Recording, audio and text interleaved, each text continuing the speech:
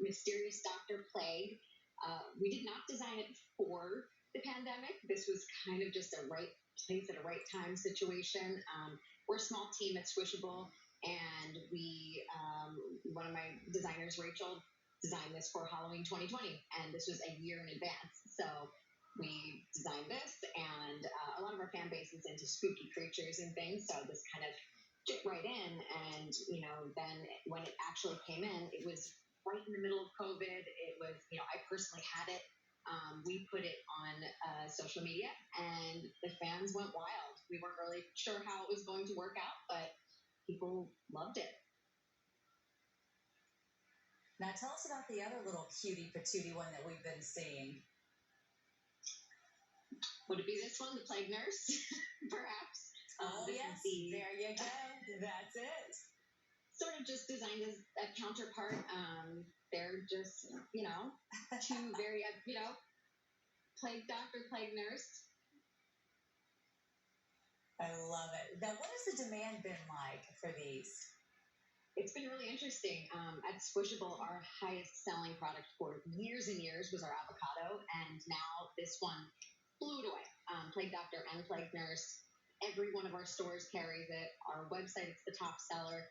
Even our wholesale network, stores that typically don't do well with our more spooky items or more alternative items, everyone's selling these right now. What do you think makes them so appealing? Why so popular?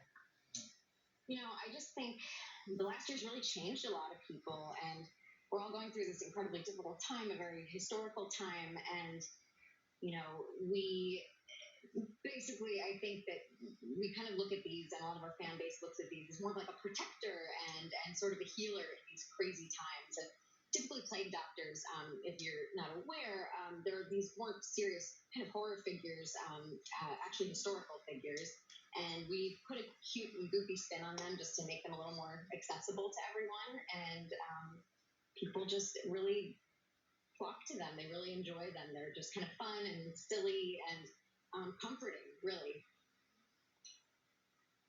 Well, we've all turned to any type of doctor or nurse lately, right? So it certainly makes sense that that's doing well. But there have been all kinds of pandemic-themed toys, and there have even been critics who've complained and saying, you know what, they're profiting on devastation.